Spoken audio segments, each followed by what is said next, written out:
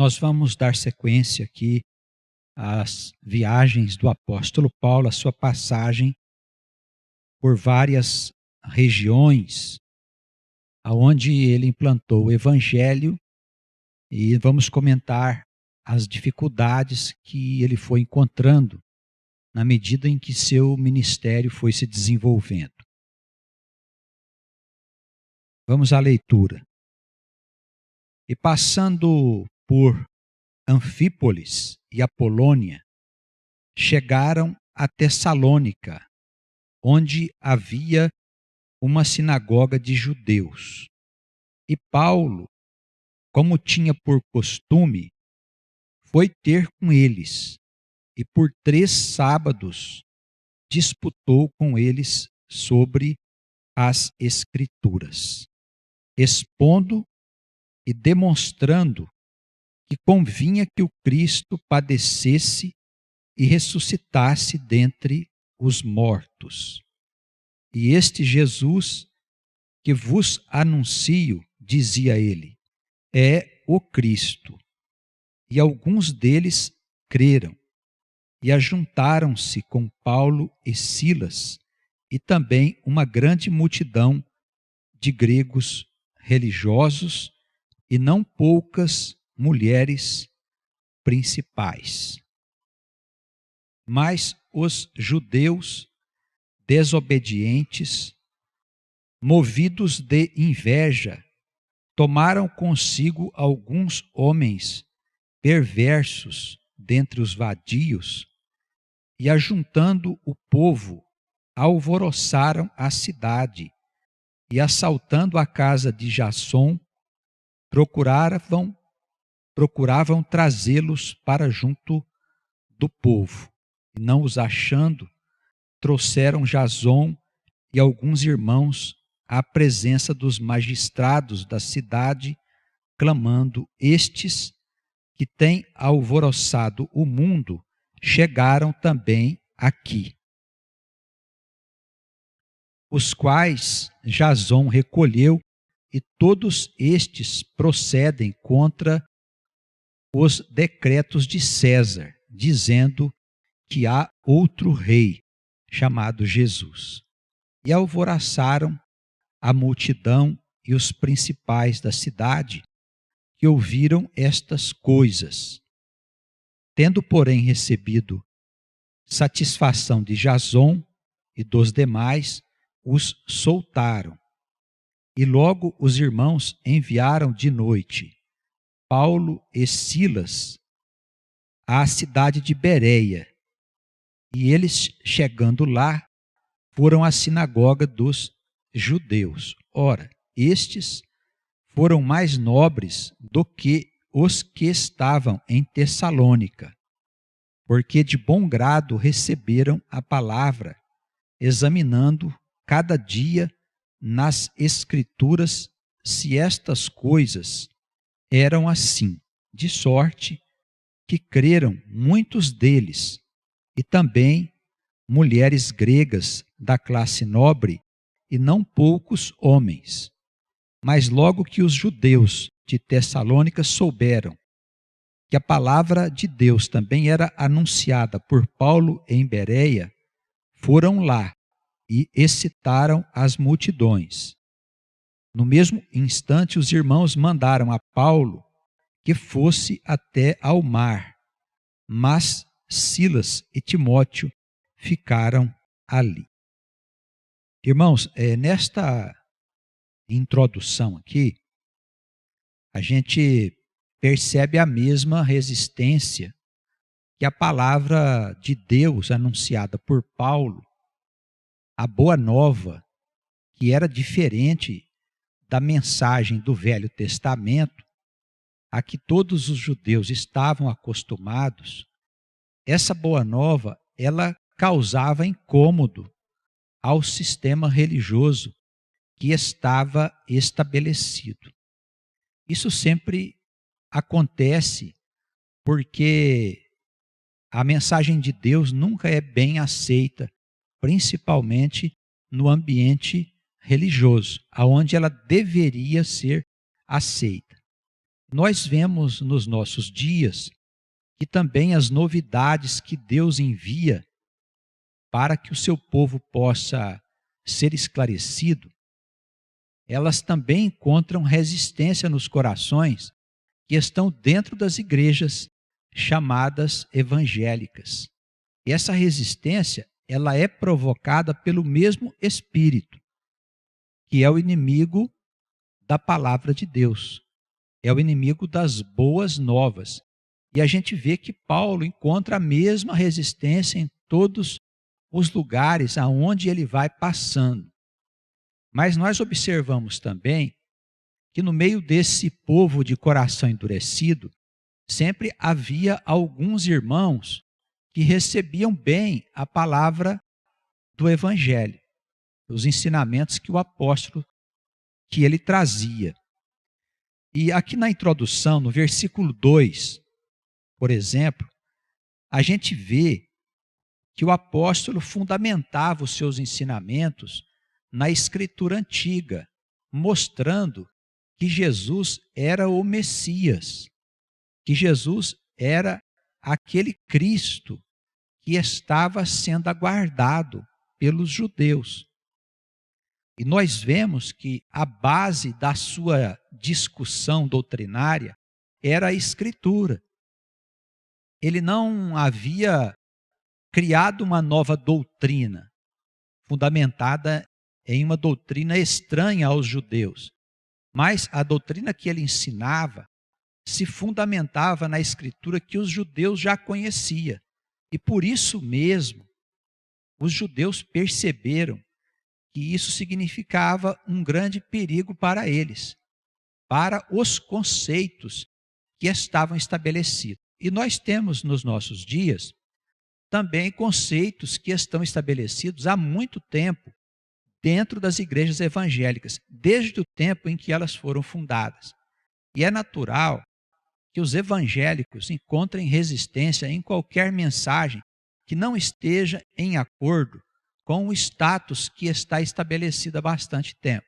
Esse espírito que nós conhecemos, aonde o homem se justifica pelas obras que ele faz. Ora, se você tem mesmo que cumprir alguma obrigação perante a igreja, perante o pastor, para se sentir justo diante de Deus, nós estamos, na verdade, voltando ao tempo que havia antes de Cristo. Porque era na época de Moisés e na época do próprio Senhor, é que as coisas foram estabelecidas dessa maneira. O homem se justificava pelas obras que ele fazia. Ele tinha obrigações, ele tinha que fazer ofertas, ele tinha que pagar dízimos, ele tinha que fazer sacrifícios, ele tinha que fazer jejuns. Todas estas coisas nada mais são do que as velhas obras que estavam estabelecidas no pacto antigo.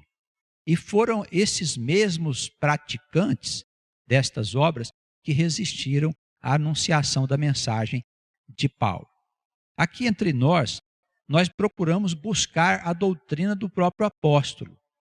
Ou seja, Paulo não tinha os apontamentos do Novo Testamento à sua disposição, porque o Novo Testamento é justamente a história dos apóstolos. Esses documentos que contam a vida deles e os ensinamentos que eles passaram para as primeiras comunidades, é que se transformaram mais tarde no livro que orienta a igreja cristã, ou pelo menos deveria orientar a igreja cristã ou igreja chamada evangélica. E nós sabemos que não é assim. Nós sabemos que, na verdade, tudo foi misturado pelos teólogos e pelos pastores, como se a palavra de Deus estivesse espalhada por toda a Escritura, sem a necessidade de nós considerarmos a época que essa palavra foi revelada. Há um grande engano, infelizmente, nas práticas que nós encontramos nos nossos dias. A igreja precisa ser reformada de novo, porque a igreja evangélica acabou sendo influenciada pelo mesmo espírito que existe dentro da igreja católica. Infelizmente, as mesmas práticas estão inseridas dentro desses cultos. Nós não temos lá idolatria de adoração de imagem, mas nós temos uma outra série de males que estão colocadas dentro das práticas, onde as pessoas não conseguiram avançar no conhecimento da Escritura Sagrada, muito menos a respeito do seu destino glorioso como filhos de Deus. As doutrinas que nós encontramos na igreja, elas com certeza não se fundamentam nos ensinamentos dos apóstolos. Então, cabe a nós, os pastores que hoje estão recebendo esse novo sopro do Espírito Santo, trazer de volta os ensinamentos dos apóstolos, fazer um esforço para ensinar o Novo Testamento na igreja com todas as suas consequências, de modo que a igreja possa ser reformada. A igreja precisa de um espírito de reforma para que ela suporte as dificuldades que devem vir sobre o mundo nos próximos anos, em face da chegada de Cristo. E aqueles que pensam que a igreja vai ser arrebatada e que não vai sobrar sofrimento para o povo de Deus, esses estão muito enganados, porque a igreja vai ser perseguida sim, porque isso está por toda a profecia. Todas as profecias que falam a respeito do fim dos tempos dizem que a igreja de Cristo ela será perseguida no fim do mundo. Então, se nós não estivermos preparados para isso, nós com toda certeza vamos perder a nossa fé. E muitos pastores, eles vão perder a sua credibilidade, porque ensinaram coisas que não são verdadeiras. Ensinaram doutrinas que não estão fundamentadas no Novo Testamento. É hora dos homens sérios, os homens sérios de Deus, e nós temos muitos homens sérios de Deus dentro do movimento evangélico, dentro das igrejas cristãs e protestantes. É hora desses homens tomar a palavra de Deus que está expressa no Novo Testamento, no Novo Pacto, na aliança que foi feita com sangue na cruz, para que as igrejas possam respirar, possam deixar o Espírito Santo vir para cuidar do povo e preparar o povo para os grandes desafios que nós temos pela frente. Então nós queremos assim deixar claro aos irmãos que não somos contra a igreja A, B ou C de maneira nenhuma, mas que a situação da igreja evangélica nos nossos dias, ela é de profunda tristeza e de profundo desapontamento. Os abusos que são cometidos estão em toda parte. A gente pode vê-los na mídia, nós podemos ver esses abusos nas cartas e correspondências que são enviadas de vários lugares do nosso país e até fora do Brasil por irmãos que são crentes e que são explorados diariamente, todos os meses, explorados por pastores que não são homens de Deus, por pastores que não estão a serviço de Cristo, estão a serviço de si mesmos e das organizações da qual eles fazem parte.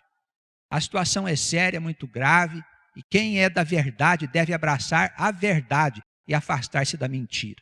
Não importa se a gente vai perder amigos, se a gente vai perder conhecido, se nós vamos deixar de fazer parte de uma organização religiosa, o que importa é a gente estar envolvido com a verdade de Deus, porque o Espírito Santo quer falar ao seu povo. E se nós impedirmos o Espírito Santo de falar à sua igreja, nós vamos ser condenados por causa disso. Porque nós estamos pecando contra a liberdade do Senhor. Estamos pecando contra aqueles que precisam da palavra do Novo Testamento para se livrar da escravidão das obras, da escravidão dos sacrifícios, da escravidão dos jejuns, dos batismos, das festas e tantas outras coisas mais a que as pessoas estão apegadas e escravizadas. Isso precisa ser modificado. Isso precisa ser mudado urgentemente.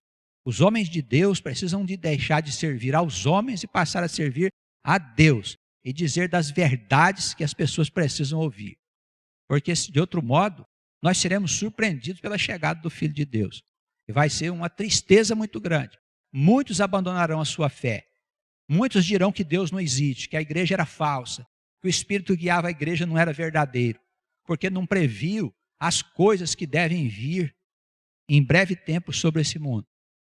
Nós não viemos aqui para nos divertir, nós não viemos aqui para viver, nós viemos aqui para sermos salvos, para sermos preparados para vivermos na eternidade, irmãos, para entrarmos na eternidade.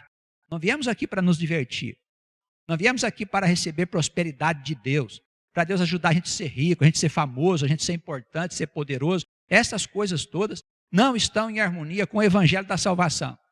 Quem prega essas doutrinas são espíritos mentirosos. As doutrinas que eles ensinam são doutrinas falsas, não estão em acordo com o Novo Testamento, não encontram base no Novo Testamento.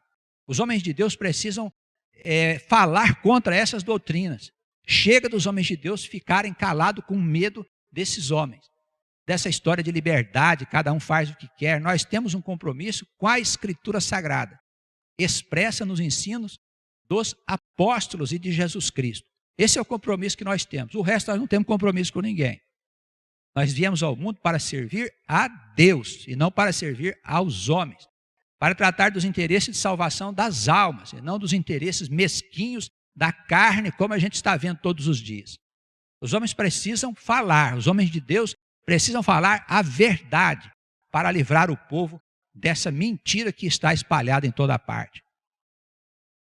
Nós vemos aqui Paulo esforçando-se para ensinar a boa nova, anunciando a Cristo, anunciando a ressurreição, anunciando o perdão dos pecados, anunciando a vida eterna. O que os judeus iam fazer? Ia lá ajuntar a gente para se revoltar contra eles.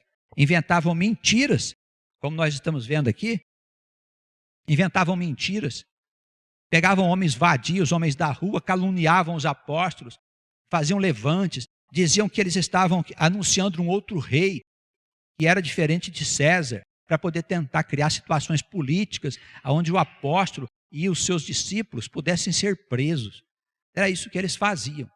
Nós vemos que estes homens, embora fossem religiosos, eles tinham maldade no coração, estavam com os olhos fechados para o Espírito Santo. E nos nossos dias tem muita gente com essa mesma mentalidade. Vamos acordar quem a gente puder acordar. Isso não tem nada a ver com denominação, viu, gente? Tem a ver com a verdade de Deus. Com a verdade de Deus. Quem puder receber a verdade, receba a verdade. Quem não quiser falar sobre ela, não é digno dela e não entrará no reino de Deus. Não pensem aos irmãos que basta bater no peito e dizer Senhor, Senhor, Senhor, que vai entrar no reino de Deus. Não, não basta isso. É preciso dar testemunho da verdade. E muitas vezes ser perseguido, caluniado e sofrer as agressões desse mundo hostil que é dominado pelo inimigo. Essa é a verdade que nós precisamos anunciar, todos nós, aqueles que tiverem coragem, que anunciem essa boa nova na sua igreja, na sua comunidade. Não importa se ela está cheia de judeus. Não estou falando aqui do povo judeu, mas dos judeus teológicos. As comunidades evangélicas estão cheias de judeus teológicos, com as suas obrigações, com os seus deveres, com as coisas que havia já no tempo de Cristo. Eles não gostarão muito dessa conversa. Claro que não. Nunca gostaram, mas continuam aí. O espírito que anima esse pessoal é o mesmo espírito da época de Paulo. O mesmo espírito. Então não pense, irmãos, que nós vamos anunciar a boa nova e vão nos receber com alegria. Não, não pense. Nós vamos encontrar corações dispostos a nos ouvir, dispostos a receber a mensagem. Mas, dentre os religiosos, com certeza, a maior parte deles, eles resistirão à palavra de Deus, às boas novas. E com certeza, nós estamos anunciando boas novas. Nós queremos falar aqui de vida eterna, queremos falar aqui de perdão dos pecados, de libertação, de ressurreição, de sacerdócio, que todo homem é sacerdote. Toda mulher pode exercer os seus dons espirituais, todo homem de Deus pode e deve exercer os seus dons espirituais. Temos que anunciar esta bênção, ainda que todo esse sacerdócio que eles inventaram, aí desde os tempos antigos, seja deixado de lado. Que importância tem, afinal de contas, isso, irmãos? De certo, quando nós morrermos, nós vamos atravessar a região das sombras com o nosso pastor do lado. É capaz que o nosso pastor vai nos levar até Deus, até Jesus, nos entregar para Jesus. Você vai atravessar a região da morte sozinho. Você vai estar diante do Senhor sozinho. É você que tem que saber as coisas que estão escritas nesse livro. É você que tem que apresentar as obras que você fez, tendo sido dado a você talentos perante o Senhor. Nós não podemos depender de ninguém, não, irmãos. Nós temos que fazer a nossa parte e anunciar essas boas novas. Se nós formos depender de A, de B ou de C, nós estaremos com certeza numa situação difícil. Amém? No versículo 10, nós vemos Paulo e Silas chegando à cidade de Bereia. E foi feita aqui uma referência interessante. O narrador aqui do livro Atos, né? Ele diz que os bereanos, eles eram judeus mais nobres. Eram mais nobres do que aqueles que estavam em Tessalônica. E o que é que fazia esses judeus diferentes daqueles de Tessalônica? Eles receberam de bom grado a palavra e examinavam a Escritura para saber se as coisas eram mesmo dessa maneira. Então, os bereanos, eles não engoliam qualquer discurso, não. Eles iam consultar a Escritura para saber se aquilo era verdade. É dessa forma que nós temos que proceder. Quando o pastor fala determinada coisa, não vai dando ouvido para ele, não. Vai ver se está no Novo Testamento, gente. Olha, a gente tem visto cada absurdo aí na rede televisiva. A gente tem, com o nome de igreja, né? Pessoas que estão fazendo coisas que não estão na Escritura, no Novo Testamento. Nós somos cristãos, isso precisa ficar claro. Nós não devemos nada a Moisés. Nós não devemos nada aos profetas. Nós não temos nada a ver com os profetas. Exceto nas passagens em que eles anunciam a Cristo Jesus e profetizam acerca do reino. É só isso, irmãos. As demais coisas são relacionadas com a história dos povos antigos e do povo de Deus no meio deles. Nós temos que entender de uma vez por todas que nós somos cristãos. Nós temos que andar nos caminhos de Cristo. A igreja, ela é apostólica, não é por causa desses apóstolos, comedor de arroz e feijão que tem por aí, não. É por causa dos apóstolos de Cristo. Quando nós dissemos que a igreja é apostólica, não adianta pôr nome em nenhum homem de apóstolo, não, irmãos. Apostólica porque nós seguimos os ensinos dos apóstolos. A igreja, ela é apostólica, não tem outro jeito, irmãos. Isso é cristianismo. O cristianismo nasceu da doutrina dos apóstolos. A forma como eles entenderam a doutrina de Cristo. Então, se alguém diz uma coisa para você, pegue a sua escritura, vai examinar a sua escritura. Vai ver se é mesmo do jeito que o pastor está dizendo. Ele diz determinada coisa, vai lá, pega a escritura. Senhor, mostre para mim aqui onde é que está essa passagem que o Senhor está falando. Pede para ele te mostrar. Seja como os bereanos. Os bereanos, Paulo dizia uma coisa, eles iam lá conferir. Vamos ver se é verdade que esse homem está falando. Não temos nada contra A, B ou C. Nós somos a favor da verdade. A verdade precisa estar escrita aqui, ó, no texto sagrado. Fora disso, eu não quero dizer que não existam outras doutrinas, que não existam outras filosofias, outros conceitos, outra maneira de ver a vida, outra maneira de ver a morte. Eu não estou dizendo que não exista. O que é A ou B ou C, não estamos dizendo isso. O que nós estamos afirmando é que a igreja cristã, ela se fundamenta no ensinamento do Novo Testamento, na doutrina dos apóstolos. Você tem que saber se você é cristão ou o que você é. Hoje a gente tem muito evangélico que não é cristão, né? Não sei o que eles são. Estão ainda agarrados às obras? Ah, eles são livres para fazer assim? São.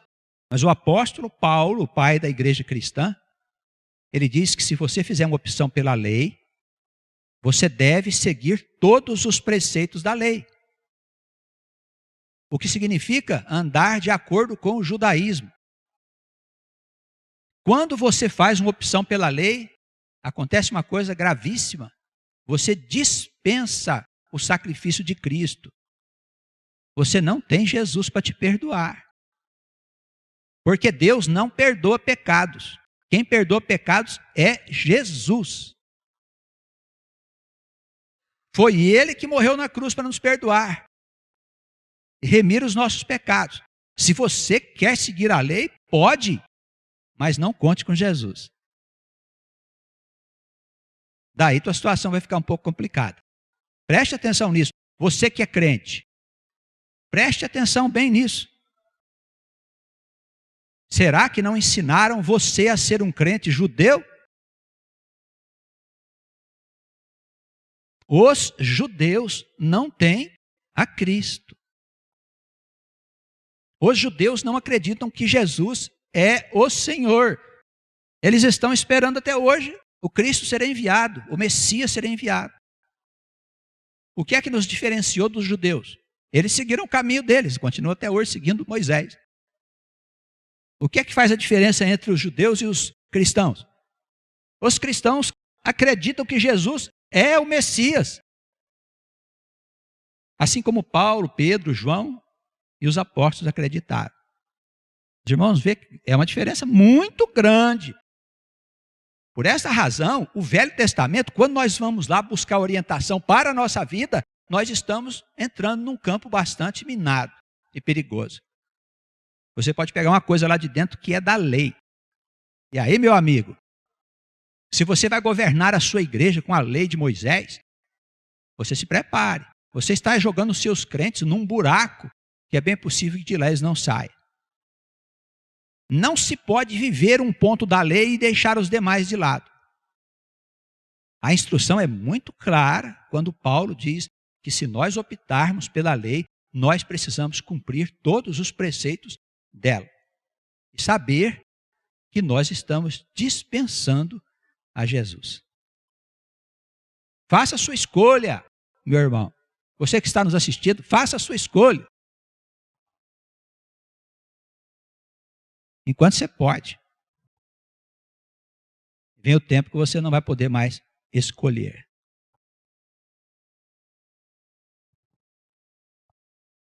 Nós vemos que Paulo, aqui a partir do versículo 14, Silas e Timóteo ficou ali naquela região da Bereia. E ele acabou indo para Atenas, capital da Grécia. Vamos à leitura. A partir do versículo 15. E os que acompanhavam Paulo o levaram até Atenas. E recebendo ordem para que Silas e Timóteo fossem ter com ele o mais depressa possível, partiram. Enquanto Paulo os esperava em Atenas, o seu espírito se comovia em si mesmo, vendo a cidade tão entregue à idolatria. De sorte que disputava na sinagoga com os judeus e religiosos, e todos os dias na praça com os que se apresentavam. Então, nós vemos que havia muita discussão acerca dos fundamentos da doutrina que estava sendo ensinada. Paulo discutia com os irmãos acerca dos fundamentos da mensagem que ele trazia. Não só nas sinagogas, como também nas praças públicas, como era de costume naquela região. Alguns filósofos epicureus e estoicos, veja aí no versículo 18, contendiam com ele. Uns diziam: que quer dizer este paroleiro, este conversador? E outros: parece que é pregador de deuses estranhos, porque lhes anunciava a Jesus e a ressurreição. Irmãos, esses epicureus e estoicos aqui, eles tinham doutrinas muito semelhantes às doutrinas de autoajuda e de vida libertina, vida livre, aonde eles ensinavam que a consciência precisa viver sem medo para que o homem possa ser feliz. Então, é interessante a gente considerar que boa parte das doutrinas que foram criadas na Grécia, elas ainda estão no mundo ocidental, na forma de filosofias, de ensinamentos e seitas que estão por toda parte, na natural liberdade que nós gozamos nos estados democráticos. O que é que Paulo ensinava nas praças e nas discussões que ele promovia? Ele falava acerca da figura do Senhor. Ele falava de quem era Jesus. E a gente tem que falar quem é Jesus. Porque o povo de Deus, nos nossos dias, está ainda meio perdido, né? As pessoas estão perdidas, não sabem bem para que lado que vão. Nós precisamos anunciar essa palavra de maneira que o povo possa ser esclarecido, porque eles não conhecem muito bem Jesus. Veja, por exemplo, a questão hoje das obrigações que as pessoas têm nas igrejas. Os sacrifícios, os dízimos, as ofertas e tantas outras coisas mais que existem no nosso meio. Cristo, ele dispensou-nos dessas obrigações, porque ele, quando ele morreu na cruz, ele se fez oferta no nosso lugar. Ele se fez o dízimo no nosso lugar. Ele se fez o jejum no nosso lugar. Ele se fez sacrifício no nosso lugar, promessa no nosso lugar. Ele nos dispensa de todas as dívidas que nós tínhamos perante a lei. Por isso que Jesus é libertador. Quando ele chega na vida de um crente, ele muda a vida do crente profundamente, se o crente o receber como Senhor e Salvador. Se for verdadeiro desejo de ter Jesus no seu coração, ele vai mudar a sua vida profundamente. E você é verdadeiramente livre, porque só existe liberdade onde está o Espírito do Senhor. Amém? Onde está o Espírito de Jesus, aí há liberdade. Fora disso, é escravidão. Esse é o Jesus que nós precisamos anunciar. Se você tem a Jesus, você tem todas as coisas. Você não precisa de mais nada. Então, eu estou dispensado das obrigações da igreja. Você está dispensado de todas as obrigações da igreja. Então, não vou dar mais nada para a igreja. Não, nós não estamos falando isso. O homem de Deus que tem consciência de que Cristo é o Senhor, ele reparte as suas coisas com a igreja. Quando eu estou dizendo igreja, eu não estou dizendo com o pastor, não, viu, irmãos? Essa ideia de que existe uma organização chamada igreja que presta serviço para nós, isso é uma igreja da modernidade, essa ideia não é apostólica. A igreja apostólica é comunitária. Então você ajuda seu irmão na igreja, que é teu irmão, não é estranho não. A igreja era uma comunidade fechada. Você podia até se candidatar para entrar nela, depois de um certo tempo, quando ficasse demonstrado que verdadeiramente você recebeu a Jesus como teu Salvador. Então, os nossos bens, eles podem e devem ser usados na obra de Deus para a anunciação das boas novas e para socorrer os irmãos que têm necessidade. Isso é diferente de nós termos a obrigação de pagar qualquer coisa para a igreja. Os irmãos percebem, é muito diferente. As igrejas se organizaram de uma forma a serem prestadoras de serviço. Olha, eu tenho um problema lá, então eu vou lá para poder o pastor resolver, com a ajuda de Deus, as minhas dificuldades, e sempre eu pago alguma coisa, seja em forma de oferta, seja em forma do que for. Isso não tem nada a ver com o Novo Testamento, irmãos. Isso não tem nada a ver com o modelo da igreja que os apóstolos deixaram escrito aqui. Tá bem? Quem quiser continuar com isso, continua, só que isso não dá certo. Isso tem cheiro de juízo. Cuidado, hein? Tem cheiro de juízo isso. Porque o nome de Deus não pode ser usado em vão, hein? Não pode ser usado em vão, cuidado, hein? Cuidado. É qualquer um de nós. Se nós usarmos os nossos dons para prejuízo da boa nova, que é a mensagem libertadora de Cristo, nós poderemos ser condenados. Jesus diz: melhor seria que você pendurasse uma pedra no seu pescoço e se atirasse no mar. Você vai sofrer menos do que o juízo pelo pecado contra o Espírito. Pecar contra o Espírito é prejudicar a anunciação da verdade. Você vai arriscar? É importante os pastores meditar sobre isso, não é? Os que estão à frente das igrejas, das comunidades. É importante. É importante. A igreja precisa ser reformada. As organizações religiosas, se quiserem sobreviver aos novos tempos, elas precisam ser reformadas. Reúnam-se lá os teólogos para ver onde é que está o erro. As pessoas estão se cansando de ir em igreja. As pessoas já não têm mais razão para ir na igreja. Os irmãos percebem? Porque não tem Espírito Santo lá. Agrava-se a situação do mundo, irmãos. O mundo está sendo envolvido no mal. Nós vamos ficar sentados esperando o que acontecer? Sermos surpreendidos pela chegada daquele dia? Vamos acordar.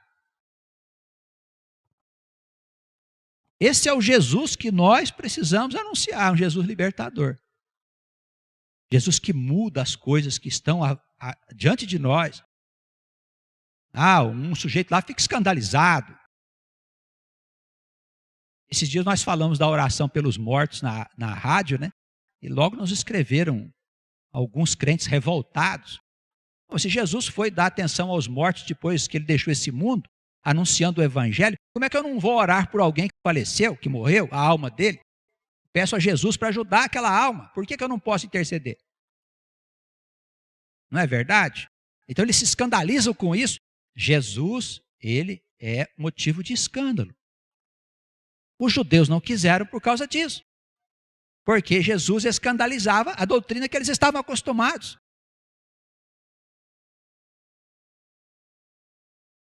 E tinha de tudo lá, né? Eles tinham inventado ao longo da história. Jesus disse, isso não tem valor. Era motivo de escândalo. O que mais ele anunciava? Anunciava a ressurreição. Meu amigo, ressurreição. Vida depois da morte. Isso é complicado. Se tem mesmo vida depois da morte, existe uma mentira enorme espalhada no mundo, inclusive nas igrejas cristãs. Se existe vida depois da morte, existe uma mentira enorme, irmãos. E a Escritura testifica sobre isso. Quando Moisés e Elias aparecem no Monte Tabor para conversar com Jesus, existem muitas aparições na Escritura Sagrada de anjos, de homens que aparecem, que vêm vestido de roupa luminosa, falar, fazer acontecer, trazer a mensagem do Senhor. Mas Moisés e Elias têm uma diferença, eles estiveram aqui e apareceram ao Senhor. Suspeita-se que eles estejam bem vivos do lado de lá. Quando o bom ladrão disse ao Senhor para que o Senhor lembrasse dele, ao entrar no paraíso, Jesus não disse a ele, depois do dia do juízo, eu me lembrarei de você. Ele disse, ainda hoje estarás comigo no paraíso. Quando Jesus fala do Lázaro, aquele miserável, que vivia lá na porta do rico, quando ele conta a história de Lázaro, ele não diz que o rico ficou dormindo lá, aguardando o dia do juízo para ir para o inferno, não. Logo depois da morte, a sua alma foi para o inferno, porque ele não se tocava pelo sofrimento daquele pobre mendigo que estava à sua porta cheio de feridas, as quais os cães vinham lamber, segundo a palavra bem forte da Escritura Sagrada. E onde é que estava o mendigo? Vivinho lá no seio de Deus, junto com Abraão. Então, como é que não tem vida após a morte do corpo, irmãos? Para quem é crente, é adormecer aqui, acordar num outro lugar, a eternidade. Isso é ressurreição. Então, a ressurreição é vida depois desse lugar. Ela só acontece quando nós nos entregamos a Jesus, porque Jesus é a vida. Tá bem? Não é possível ter vida depois da morte do corpo se nós não estivermos em Cristo. O grande problema é a pessoa saber como é que ela existe do outro lado se o corpo ficou no túmulo. Percebe isso? Mas as pessoas não sabem que existe um outro corpo. Paulo nos ensina isso na sua carta aos Coríntios.